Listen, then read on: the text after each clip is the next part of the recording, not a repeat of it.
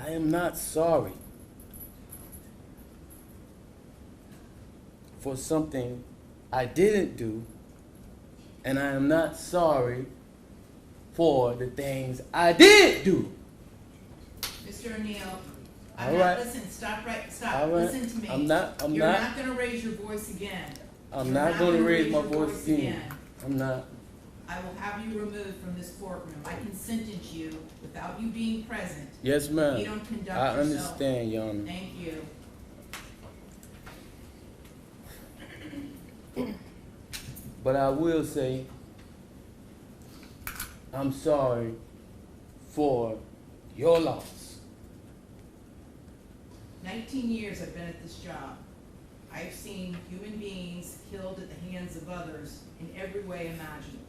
You name it, I've seen it. Shootings, stabbings, drownings, suffocatings, blown apart by cars in DUI manslaughter cases. Horrible things. This is the worst case I have ever seen as far as the facts go.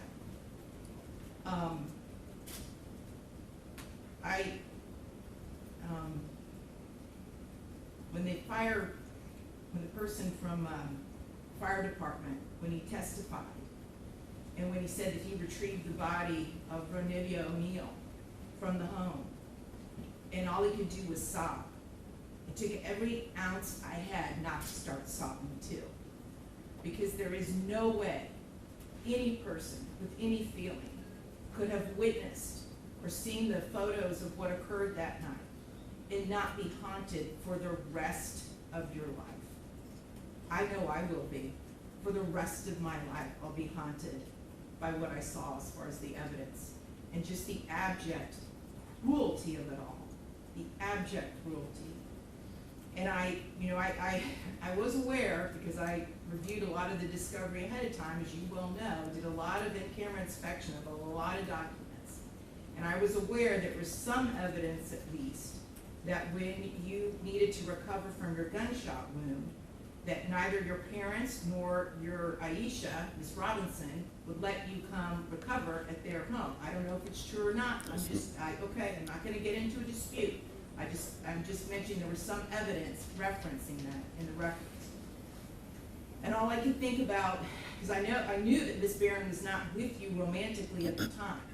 And I knew that she just out of the goodness of her heart let you come stay with her. And it is beyond tragic that that critical decision ended in so much horror for her and for her children.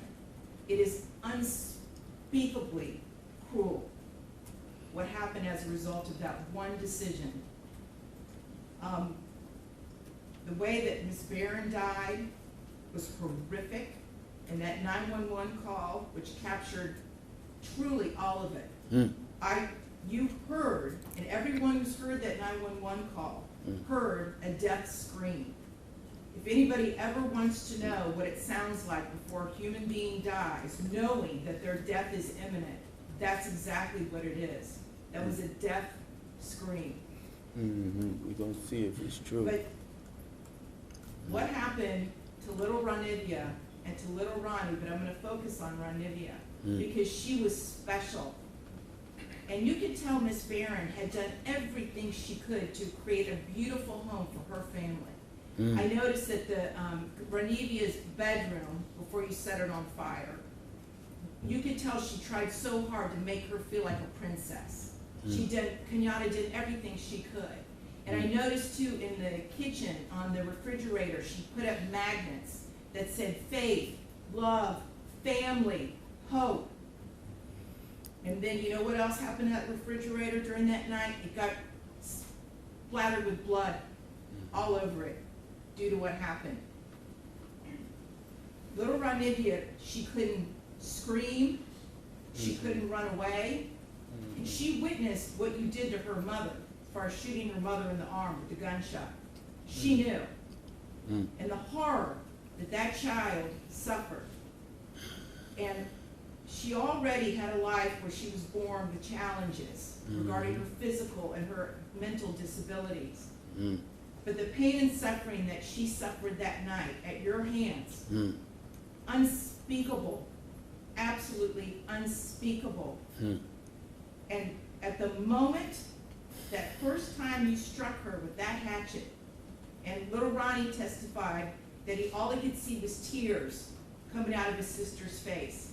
At that moment, that child knew she was being betrayed in the cruelest, most tragic and sorrowful way that a child could ever be betrayed. She was being betrayed by her parent, the one person that should be there to protect their children and love them and keep them from harm. And that was the last thing that child felt before she passed on from this earth, was your utter, cruel betrayal to her.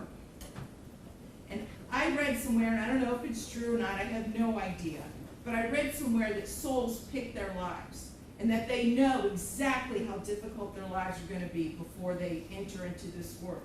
And I don't know if that's true or not, but if it is, Ronivia O'Neal is one of the bravest souls I have ever come across in my 54 years on this planet.